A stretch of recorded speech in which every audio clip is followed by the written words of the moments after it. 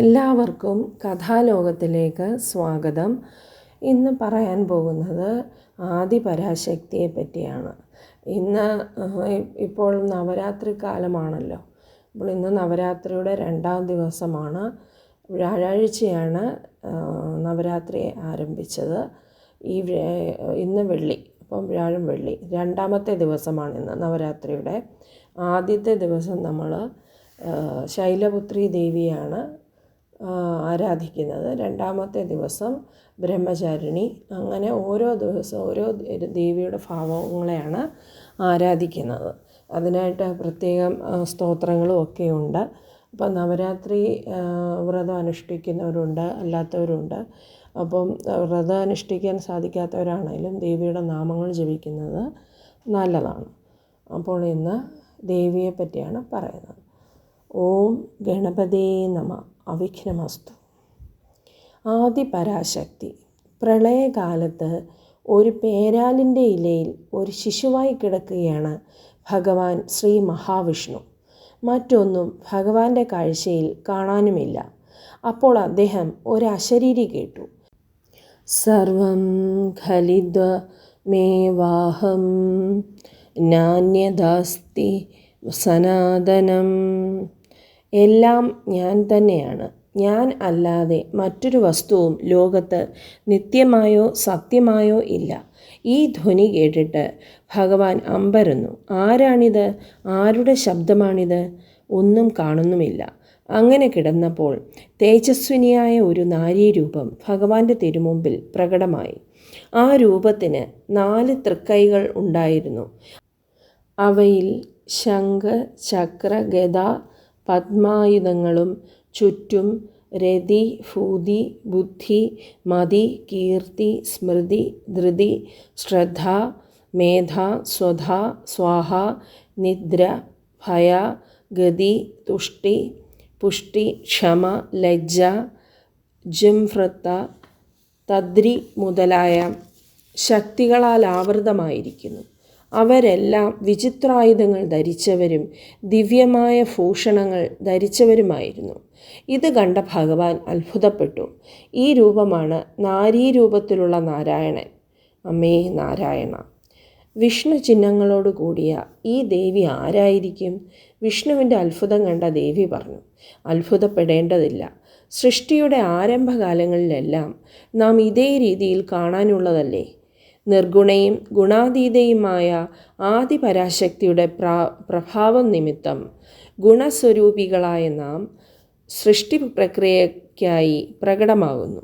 അങ്ങേ അതിനുവേണ്ടി നിയോഗിക്കുവാനാണ് ഞാൻ സത്വഗുണസ്വരൂപിയായ ശക്തിയായി ഇപ്പോൾ വന്നിരിക്കുന്നത്.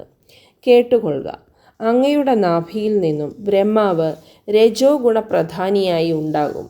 ബ്രഹ്മാവ് രജോ ഗുണത്തിന് വഴിപ്പെട്ട് ഗത്യന്തരമില്ലാതെ ലോകത്തെ സൃഷ്ടിക്കും. ബ്രഹ്മാവിൻ്റെ നെറ്റിത്തടത്തിൽ നിന്നും രുദ്രൻ കോപത്തോടുകൂടി പ്രകടമാകും.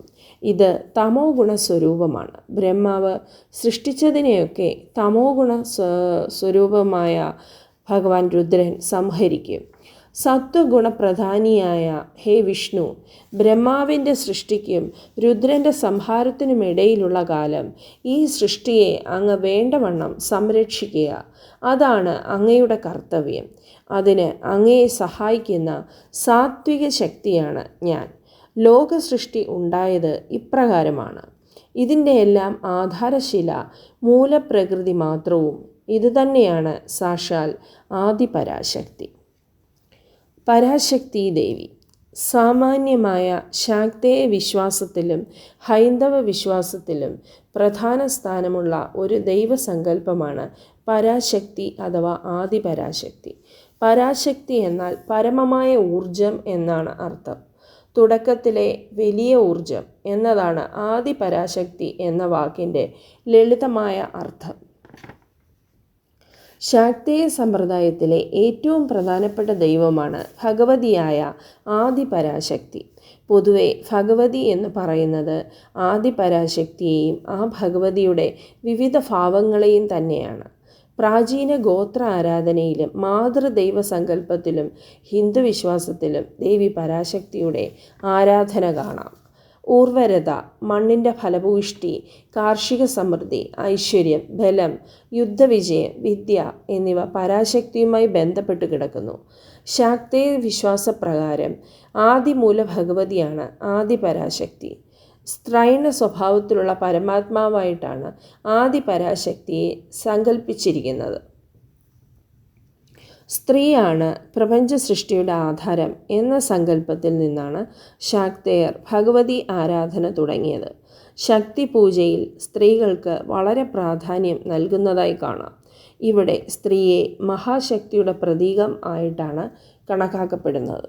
സ്ത്രീ സമൂഹത്തിൽ മേൽക്കൈ നേടിയ ഒരു കാലഘട്ടത്തിൻ്റെ അടയാളപ്പെടുത്തലായി ചിലർ ഇതിനെ കണക്കാക്കുന്നു. പ്രാചീന മാതൃദൈവ ആരാധനയുടെ പിന്തുടർച്ച ആണിത്. എല്ലായിടത്തും നിറഞ്ഞു നിൽക്കുന്നവളും എല്ലാം അറിയുന്നവളുമാണ് ആദിപരാശക്തിയെന്ന് ദേവീ മഹാത്മ്യത്തിൽ കാണാം. നമ്മൾ ചക്കുളത്തുകാവ് ദേവീക്ഷേത്രത്തിൽ നാരീപൂജയൊക്കെ നടത്തുന്നതായി എല്ലാവർക്കും അറിയാം. അതും ഈ ശക്തി പൂജയുടെ അടിസ്ഥാനമായിട്ടാണ് ചെയ്യുന്നത്. സകലത്തിനും അതീതമായത് എന്ന അർത്ഥത്തിലാണ് പര എന്ന വാക്ക് ഉപയോഗിച്ചിരിക്കുന്നത്. ആദിയിൽ എല്ലാത്തിനും കാരണഭൂതയായ ദൈവം ആയതിനാൽ ആദി എന്ന വാക്കും വലിയ ബലം എന്ന അർത്ഥത്തിൽ ശക്തി എന്ന വാക്കും സൂചിപ്പിക്കുന്നു. മഹാകാളി, മഹാലക്ഷ്മി, മഹാസരസ്വതി എന്നീ 3 പ്രധാന ഭാവങ്ങൾ പരാശക്തിക്ക് കണക്കാക്കുന്നു. മഹാമായ, ഭുവനേശ്വരി, രാജരാജേശ്വരി, ഈശ്വരി, പരമേശ്വരി, മഹേശ്വരി, ജഗദീശ്വരി, ത്രിപുരസുന്ദരി, ദുർഗ, ഭദ്രകാളി, ചണ്ഡിക, നാരായണി, ലളിത, ഭഗവതി തുടങ്ങിയ പേരുകൾ ആദിപരാശക്തിക്കുണ്ട്. ദേവീ മഹാത്മ്യം, ദേവീ ഭാഗവതം, ലളിത സഹസ്രനാമം, കാളിക പുരാണം, സൗന്ദര്യലഹരി തുടങ്ങിയവ പരാശക്തിയുടെ വർണ്ണനകൾ അടങ്ങിയ ഗ്രന്ഥങ്ങളാണ്. ചൊവ്വ, വെള്ളി, അമാവാസി, പൗർണമി, നവരാത്രി, തൃക്കാർത്തിക തുടങ്ങിയവയാണ് വിശേഷ ദിവസങ്ങൾ. ദേവീ മഹാത്മ്യം, ദേവീ ഭാഗവതം എന്നിവ അനുസരിച്ച് ആദിപരാശക്തി എന്നത് ലോകമാതാവാണ്. ഈ പ്രപഞ്ചത്തിൻ്റെ സൃഷ്ടി, സ്ഥിതി, സംഹാരം എന്നിവയ്ക്കെല്ലാം മൂലകാരണം. മറ്റുള്ള എല്ലാ ദേവതാ സങ്കല്പങ്ങളും അവതാരങ്ങളും ജീവി വൈവിധ്യങ്ങളും പ്രപഞ്ചവും ആദിപരാശക്തി എന്ന സർവേശ്വരിയിൽ നിന്നാണ് ഉണ്ടാകുന്നത് എന്ന് ദേവീ ഭാഗവതം ഉദ്ഘോഷിക്കുന്നു. ആദിപരാശക്തിയായ ഭുവനേശ്വരി മണിദീപം എന്ന സ്വർഗീയ നഗരിയിൽ ബ്രഹ്മ, വിഷ്ണു, രുദ്രൻ തുടങ്ങിയ സർവ്വദേവന്മാരാലും സ്തുതിക്കപ്പെട്ട് സദാശിവ ഫലകത്തിൽ ശ്രീ ചക്രരാജം എന്ന സിംഹാസനത്തിൽ ഇരിക്കുന്ന ജഗദീശ്വരിയാണ്.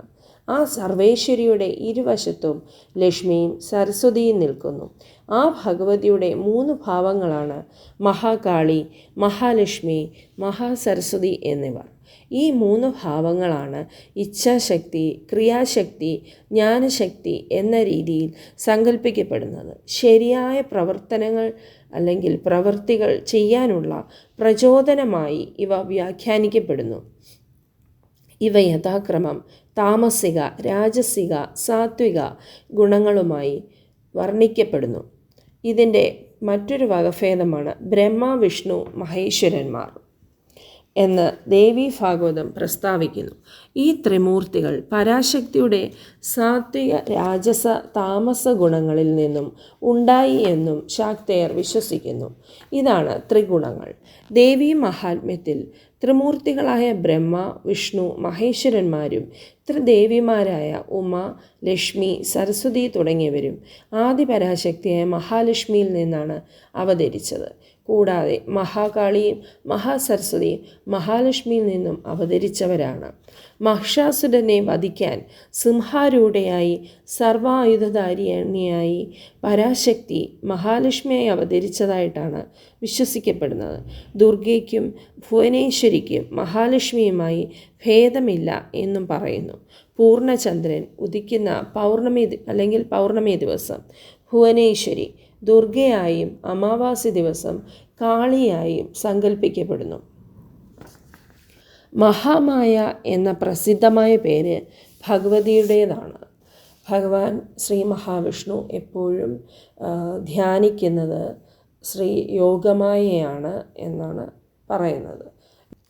അതേപോലെ ഭഗവാൻ സദാശിവനും ശ്രീ മഹേശ്വരനും ദേവിയാണ് ധ്യാനിക്കുന്നത്, ആദിപരാശക്തിയാണെന്നാണ് ദേവി ഭാഗവതത്തിൽ പറയുന്നത്.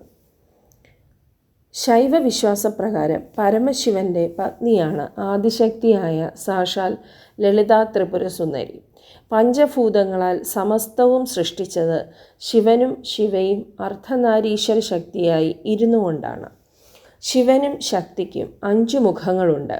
സൃഷ്ടി, സ്ഥിതി, സംഹാരം, അനുഗ്രഹം, തിരോധാനം എന്നിവയാണ് പഞ്ചകൃത്യങ്ങൾ. മഹാമായ ആദ്യം ദക്ഷൻ്റെയും പ്രസൂതിയുടെയും മകളുടെ ഭാവത്തിൽ താമരപ്പൊയ്യയിൽ സതിയായി ജനിച്ചു. ശേഷം ദാക്ഷായണി ദേവിയുടെ ദേഹത്യാഗത്തിന് ശേഷം, ദാക്ഷായണി എന്ന് പറയുന്നത് ദക്ഷൻ്റെ പുത്രി എന്ന രീതിയിലാണ്, അങ്ങനെ ദാക്ഷായണി ദേവിയുടെ ദേഹത്യാഗത്തിന് ശേഷം ആദിശക്തി ഹിമവാന്റെയും മേനവതിയുടെയും മകളായി ശ്രീ പാർവതി എന്ന നാമധേയത്തോടെ ജനിച്ചു. വീണ്ടും ശിവപത്നിയായി മാറി. അപ്പോൾ അങ്ങനെയുള്ള ദേവി, അതാണ് ഇന്ന് ബ്രഹ്മചാരിണി ദേവിയാണ് പ്രാർത്ഥിക്കുന്നത്. ദേവി ശൈലപുത്രിയായിരുന്നു ഇന്നലെ, ശൈലപുത്രി ദേവി. അപ്പം ശൈലപുത്രി ദേവി പാർവതിയായിട്ടാണ് കണക്കാക്കുന്നത്. ദേവി നന്ദിയുടെ മേലിരിക്കുന്നതായിട്ടാണ്, നന്ദിയാണ് വാഹനം ശൈലപുത്രി ദേവിയുടെ. അതേപോലെ ബ്രഹ്മചാരിണി ദേവി ഭഗവാൻ പരമേശ്വരനെ ഭർത്താവായി ലഭിക്കാൻ വേണ്ടി തപസ് ചെയ്യുന്ന ഭാവത്തിലാണ് ബ്രഹ്മചാരിണി ദേവിയെ ആരാധിക്കുന്നത്. കയ്യിൽ ജപമാലയും കമണ്ഡലവും ഏന്തി. നവരാത്രിയുടെ 2ാം ദിനമായ ഇന്ന് വെള്ളിയാഴ്ച ദേവിയാണ് നമ്മൾ ആരാധിക്കുന്നത്. അപ്പോൾ ശിവശക്തിയായും ആയ ആദിപരാശക്തിക്ക് 3 ഭാവങ്ങളുണ്ട്. പാർവതി സാത്വിക ഭാവം, സാത്വിക ഭാവത്തെ ഉണർത്തി അന്നപൂർണേശ്വരിയായി അന്നവും അഭയവും ഐശ്വര്യവും അരുളുന്നു. ദുർഗ രാജസഭാവം, മനുഷ്യരുടെ ദുഃഖങ്ങളെയും ദുർഗതികളെയും നശിപ്പിക്കുന്നു. ആപത്തിൽ രക്ഷയും ഐശ്വര്യവും പ്രദാനം ചെയ്യുന്നു. കാളി മഹാകാളി ഭദ്രകാളി താമസഭാവം, മനുഷ്യനിലെ ദുഷ്ടശക്തികളെ സംഹരിച്ച് രോഗദുരിതങ്ങളെ ഇല്ലാതാക്കി സദാശുഭം പ്രദാനം ചെയ്യുന്നു. അതുകൊണ്ട് കാളരാത്രി ഭാവത്തിന് ശുഭകാരി എന്ന ഒരു നാമം കൂടിയുണ്ട്. മഹാകാളിയാണ് മഹാനവമി ദിവസം, ദുർഗാഷ്ടമി ദിവസം ദുർഗാദേവിയാണ് ആരാധിക്കുന്നത്. മഹാനവമി ദിവസം മഹാലക്ഷ്മി ദേവിയെ ആരാധിക്കുന്നു. അതുപോലെ മഹാകാളിയെയും ആരാധിക്കുന്നുണ്ട്. വിജയദശമി ദിവസം മഹാസരസ്വതി ദേവിയാണ് നമ്മൾ ആരാധിക്കുന്നത്. ലളിത ത്രിപുര സുന്ദരിയെയും പരമേശ്വരനെയും ബ്രഹ്മാണ്ഡ പുരാണത്തിൽ നിന്നെടുത്തിട്ടുള്ള അമൂല്യ ഗ്രന്ഥമായ ലളിതാ സഹസ്രനാമത്തിൽ ശിവകാമേശ്വരനായും മഹാകാമേശ്വരിയായും 1000 നാമത്തിലാണ് വർണ്ണിക്കുന്നത്. അതാണ് ലളിതാ സഹസ്രനാമം സ്തോത്രം. ശ്രീ മഹാദേവി ഭാഗവതത്തിലും ലളിതാ സഹസ്രനാമം ലളിതാ ത്രിശതിയിലും ശങ്കരാചാര്യർ എഴുതിയ സൗന്ദര്യലഹരിയിലും ആദിപരാശക്തിയെ ശിവശക്തി ഐക്യരൂപിണിയായി വർണ്ണിച്ചിരിക്കുന്നു. ദേവി മഹാത്മ്യത്തിൽ ആദിപരാശക്തിയായ ഭഗവതി, മഹാസരസ്വതി, മഹാലക്ഷ്മി, മഹാകാളി സ്വരൂപങ്ങളിൽ ദേവിയുടെ സാത്വിക രാജസ താമസഭാവങ്ങൾ പ്രകടമാക്കുന്നു.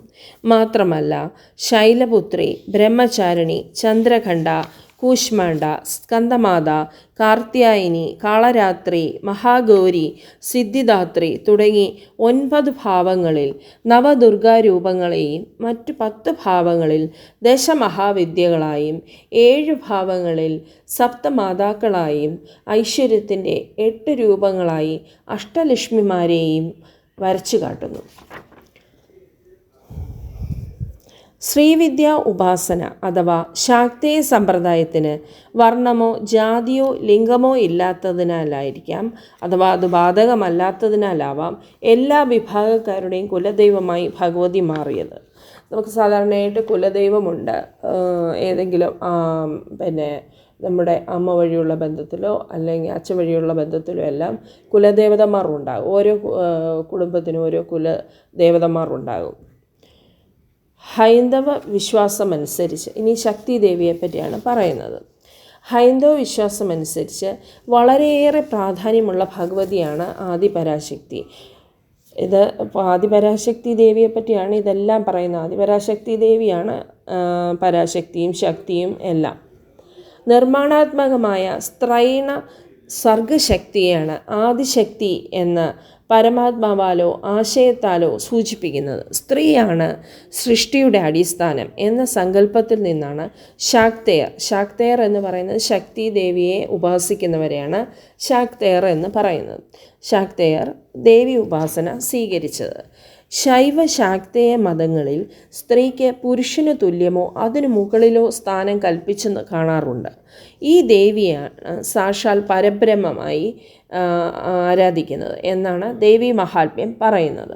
പരമാത്മാവായ ശിവൻ്റെ അർദ്ധാംഗിനിയാണ് ശക്തി.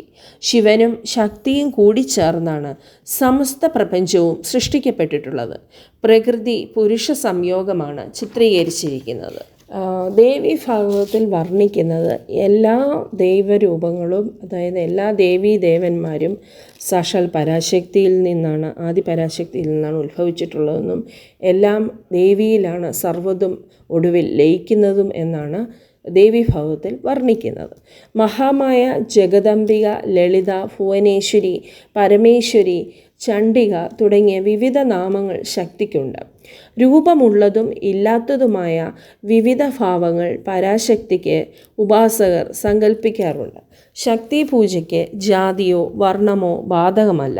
അതേപോലെ ശക്തി ദേവിയുടെ, അതായത് ഭഗവാൻ പരമശിവൻ്റെ കൂടെ ആദ്യമായിട്ടുണ്ടായിരുന്ന ഭഗവാന്റെ പത്നിയായ സതീദേവിയെ ദക്ഷൻ്റെ യാഗസ്ഥലത്ത് വെച്ച് ദേവി അപമാനിക്കപ്പെട്ടപ്പോൾ യാഗാഗ്നിയിൽ ചാടി ദേവി ആത്മാഹൂതി ചെയ്തല്ലോ. അപ്പോൾ ആ സതീദേവിയുടെ കത്തിക്കരിഞ്ഞ ശരീരം എടുത്തുകൊണ്ട് ഭഗവാൻ ഒരുപാട് നാളായി വിലപിച്ചുകൊണ്ട് നടക്കുകയായിരുന്നു പരമശിവൻ.